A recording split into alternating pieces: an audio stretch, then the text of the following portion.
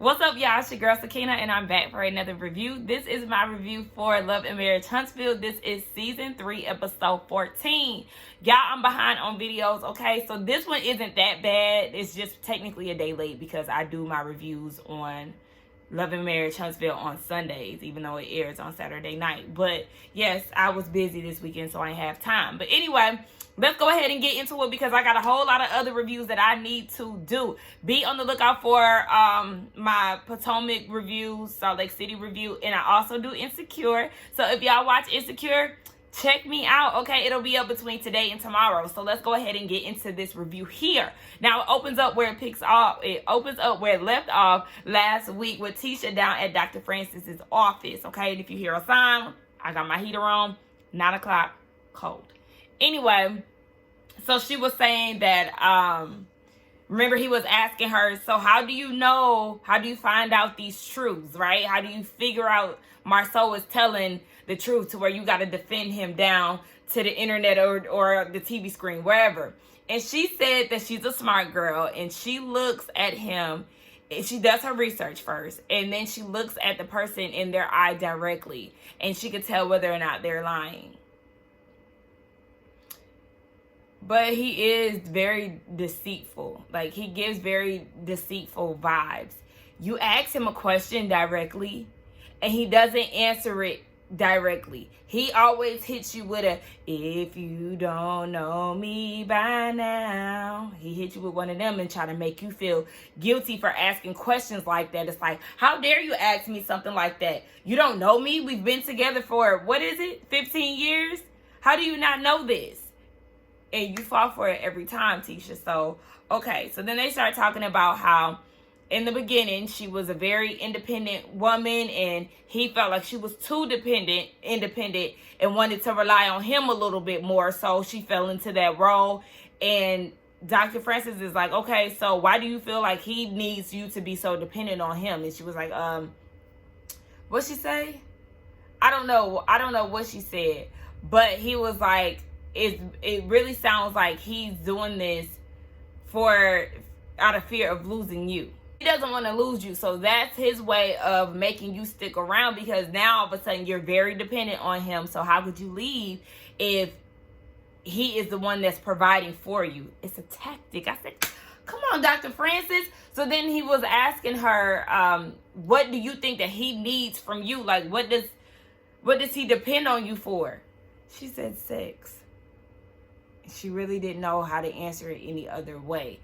And he was like, Keisha, like, I need you to think about yourself independently. Like, you are a wonderful person. You want to give to people. Like, you really need to start looking at yourself as an individual woman instead of from a wife's perspective. And I was like, look, Keisha, you deserve better. And I'm going to need you to wake up because your husband ain't shit.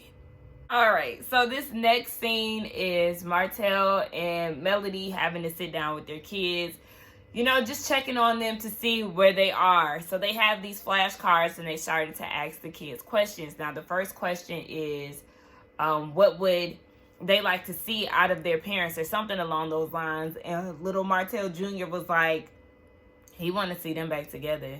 Like, so he won't have to cry. And I was like, oh my gosh, that's so sad. Like, I teared up a little bit, y'all. But they was like, well, sometimes, people gotta break up. And, your friends, sometimes their parents break up. Baby Mariah said, excuse me. Yeah, I haven't experienced that. I don't have those type of friends, okay? My friend's parents are in happy marriages. Now, she didn't say that, but that's what she was trying to get at. And I was like, oh, shut it down, Miss Ma'am. Okay, so then the next question was something like asking something about like what you don't want to see or something like that. And Mariah answered the question and she was like, she does not want a stepmom or a stepdad. She asked them, was they going to get married to somebody else? That's what she asked because she doesn't want a step parent. And Mel was like, well, let's change the wording. How about a bonus mom or a bonus dad? Sometimes if I say no, they may be, liable to say yes and things like that. Like, it's just to be an extra person taking care of you. But they're not here for that. Lil Martell started covering his ears. They was like, yeah, we not really into that whole step parent thing. But Martell was like, if we ever get to that point, then we'll discuss it further. But right now, like, that's not even really a focus. And Martell Jr. was like, baby, that's never going to happen, okay? Because I'm going to shut it down. I said, oh my gosh. They're going to be terrorizing they step parent. But then the little one, what they call her, baby boss, she said, I don't want no step parent because I do not want nobody kissing me on my cheek. I don't like people doing that. Baby, kids gonna say whatever comes to their mind. Look, it be making me a little nervous when I hear conversations with kids because they liable to spill the tea, honey. Y'all, Boss Baby said, listen, okay, moral of the story, okay? The kids want their parents back together.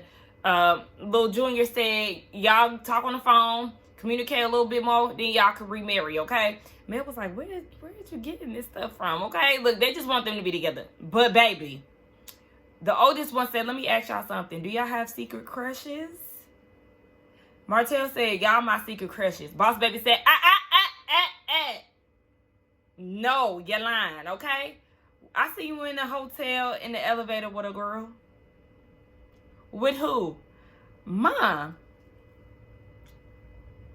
Then Mel said she ain't lying. What's going on here? Did you go and creep on Martell with the kids, Mel? Baby, we need details. I need to know because look, even Boss Baby was like, Mom, don't say nothing. She was like, okay, it's gonna be our secret. I said, oh, wait a minute. What is going on? Well, we didn't get the answers that we wanted out of that, but they bring up the 47 acres child, and she doesn't like the fact that he is trying to get Marceau on the project, but has a problem with her building, and then he tries to downplay her. Like, I didn't know that you were interested in, building houses. Yes, you have the license, but I didn't know you was interested. And she was like, are you serious? Like, don't try to do that. We've been on the same wave together for all these years. I've been helping complete projects, so don't even try to play me. And he was like, well, I need you to talk nice to me, like, talk nice about me and all of that. And it's just like, you need to make sure that you're showing up as your best self. That's what you need to be doing, Martell. You out here cheating and all of that. But then I understand you don't want to bash the father or the parent of your child in front of them at all. So I understand that, but at the same time, this is all a result of you. So yeah, you definitely need to talk to them kids before they find out on Google or whatever the case may be. Because yeah, as you already know, your children are smart and they are going to eventually find out that they have an additional sibling. And it'll be sad if they find out a different way. And it does need to be in front of Mel. So yes, they can understand that she is okay with that because that's their mom. And kids really hold on to their parents' emotions too. So Martell, get out of here. Keisha and Marceau having a conversation. Look, Uncle Mike playing with, I was about to say more Manners, Scott Manners. So he initially tried to fire him, and then Uncle Guy's folks called and wanted another chance at doing it. Because he reached out to another architect, and the architect was like, it'll be $100K to start from scratch. Y'all got $100K? Do y'all got $100K? I don't think y'all do. So yeah, y'all gotta stick with Uncle Mike. Anyway, they're doing a Race to Destiny. This is an annual thing that they're starting up. So basically you write down your goals, and at the end of the 5K race, basically you're running towards that destiny. So all right, shout out to them.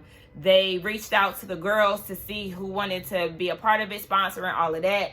Mel and Destiny reached out. I think those were the two. I know Mel for sure did. She wants to be a sponsor. I'm like, oh, okay, well, she didn't say Kimmy, so we already know that's going to be an issue later on. So then Marceau says that he feels disconnected, and I instantly roll my eyes. So he was talking about the start of 2020 and all the projects that he had to do. And Tisha was like, yeah, it was a lot to handle last year with everything shutting down, and they just feel disconnected. So then Marceau goes and says, if I have one bad day, it doesn't go off into the next. Didn't you say that you was depressed? That's why I put air quotes around his depression, because it's so annoying. Like, It's like he wants attention, but then you give him the attention, and then you tripping or overreacting. I can't stand him at this point. I don't care. So then they get into Dr. Francis in their session, and you know, he's talking about, well, maybe you're what he say? Maybe you're a good mom. Maybe you're a commercial real estate developer. Maybe you're this. He was throwing all these maybes in front of it. Like, if you're trying to give your wife some words of affirmation, don't put the word maybe in front of it. And he was saying in their confessional that it's good when therapists know the goal. I don't think that it's productive if you come out confused. You have a negative stigma when it comes down to therapy, so you won't get it. You'll find anything to pinpoint as the problem. You don't like the fact that your wife is in therapy because, yes, it's going to get your wheels turning. It's not up to the therapist to tell you about yourself completely. You have they point out specific things, they notice your behaviors, they make you aware of certain things, and you have to do the work to change it. That's what it's all about, of doing the work. It's not like, oh, I'm gonna go to a therapist and she's just gonna get my life together as soon as I walk in the building, she's gonna give me all the answers. No, it's a process. It's a developing process that you have to go through to get answers for yourself. So you have to do the work to get the answers. Like, he just swear that he knows so much about shit, and I just hate his attitude towards therapy. Like, if you want to be stuck and stagnant and depressed for the rest of your life, overworked and shit, have at it. But don't try to come at Keisha for wanting to better herself. You just scared that Dr. Francis is going to help her come to her senses, and she's going to leave your raggedy ass. Then they start talking about him and, you know, how she's overly protective of him, and Dr. Francis has peeped that. And he was like, you know what? I'm going to look like a liar anyway. On social media, don't nobody believe me. They said that they need a DNA test with this whole baby situation. And he was like, in 2021, if I could hide a baby or 2 kids, then, baby, I deserve my flowers, okay? And of course, you know, Keisha's like, well, you know, I trust you. I know. Like, yeah, girl, because you looked him in his deceitful eyes, huh? Because he said one thing about it, either I'm lying or I'm telling the truth. Yeah, we know. Yeah. I ain't saying that there's a baby out there, but them 20 girlfriends, one of them still floating around, allegedly. Let's just toss that out there, just because. So we are on the baseball fields, okay, with the Tiffany and Lou. I was gonna say their last names, but I can't remember it. She wanted his jersey to say something about Swirl, Team Swirl, or something like that. Like, girl, huh? You must identify as a white woman. I'm confused. I mean, I know you are mixed, but like, Swirl is when a black and a white woman get, I don't know, or vice versa, you know, a white man and a black woman. Girl, okay. Speaking of white people, they in attendance, but okay. The people get together. So the Holtz and Tiffany and Lewis, they on a team, and then the Scotts are on one team. Okay, the Scotts is kicking ass. Baby, the Holtz, Martell swore up and down he was going to get out there and get the swinging at bat and hitting all kind of home runs. Sir, no. He got the swinging and missing, per usual. And then you see Mel get out there, and she got on base. I said, I know that's right, Mel. I was like, go, go, go. Baseball is really fun to play. To watch it, not so much. Child, speaking of baseball, while I'm out on Saturday, and I get a call from my dad, it's like 11, or no, it was like 12, and he was like, y'all going to the World Series? And I'm like, what? He calling me talking about the damn Braves. Daddy, I don't care about that. But conveniently, we was riding past the stadium, and we seen the fireworks going off and stuff. But I was like, oh, okay, well, now I understand why fireworks are going off, but I was like, okay, Daddy, I don't care about that, but shout out to the Braves. Y'all doing y'all thing. I guess that's the one Atlanta team that is really out here making it known for the city. So then Destiny show up, and she's late. She said, you know, that's really not her thing. But she was like, I love to see other couples being happy. It gives me hope for my next ex-husband. Why would you speak that into existence, sis? I think not. I know you was laughing. It was supposed to be a joke. Don't joke about that. They get introduced to Tiffany's folks. Did y'all see that white lady? She grabbed Martell's hand firmly with both. I said, oh, girl, okay. Listen, you think you want that BD. Girl, okay. Have at it. You gonna fuck your life up, girl.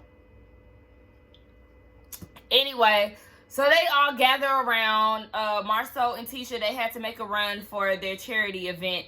But Tiffany throws shade towards Martell, basically saying like it's because Destiny said something about the Destiny race being named after her, and it was like it's not always about you.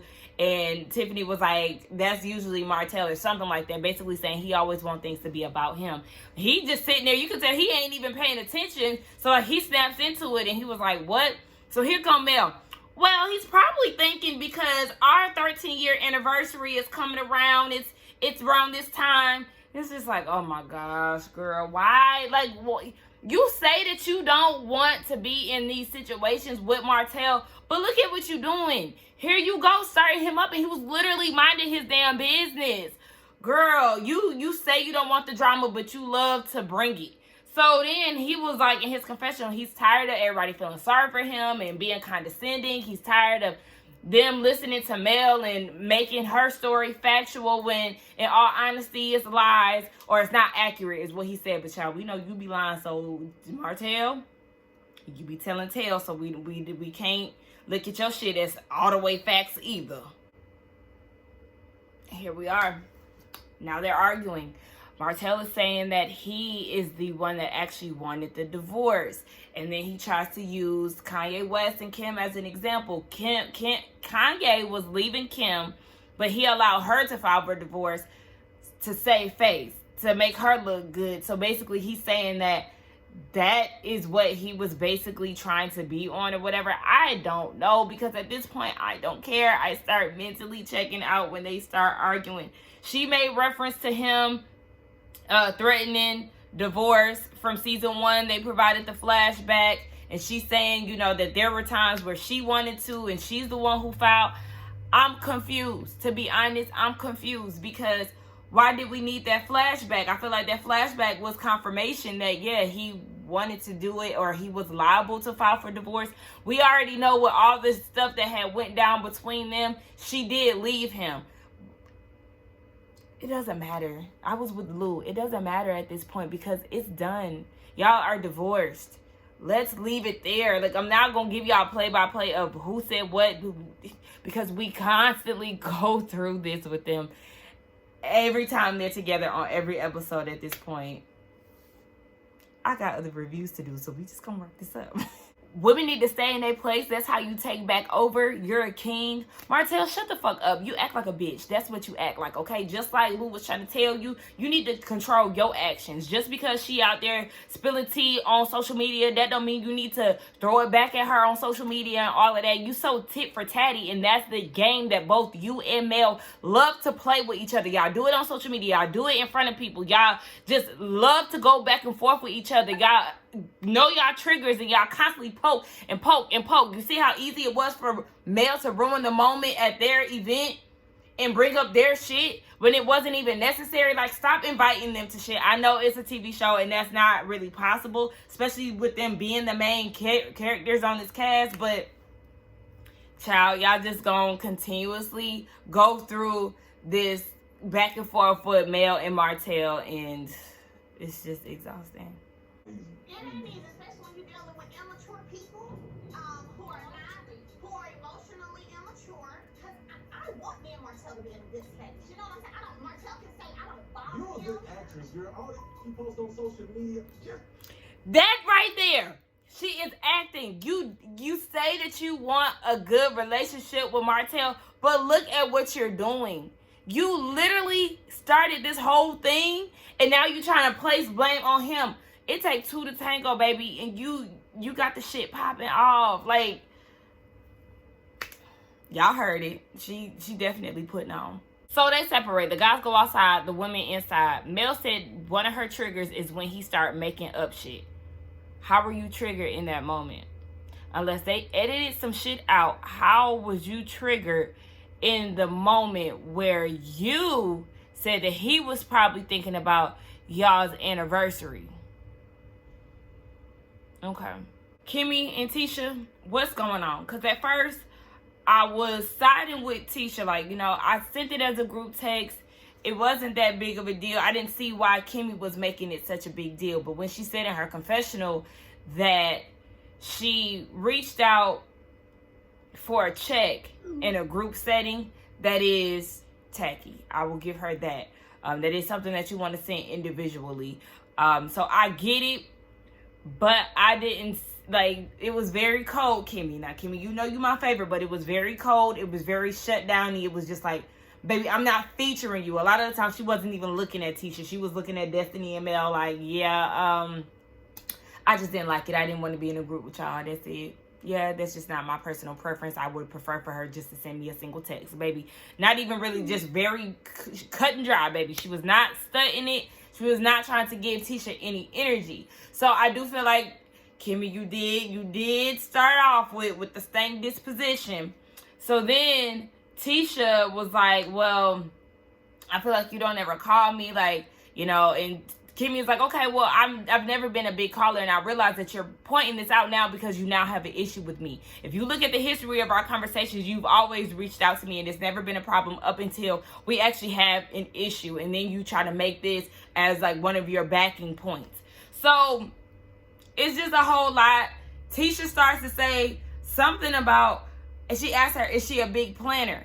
And she was like, insinuating that Kimmy is planning something without her. And Kimmy is like, what are you talking about?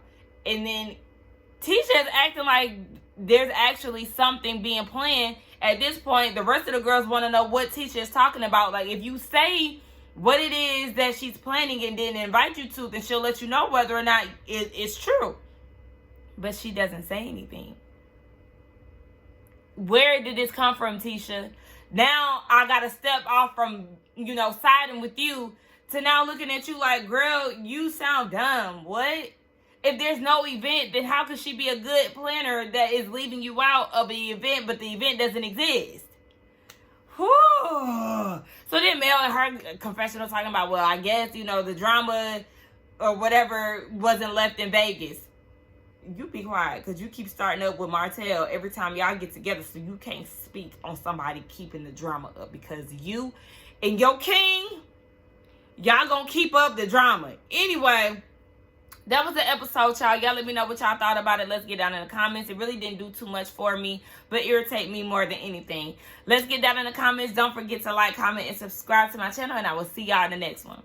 Bye.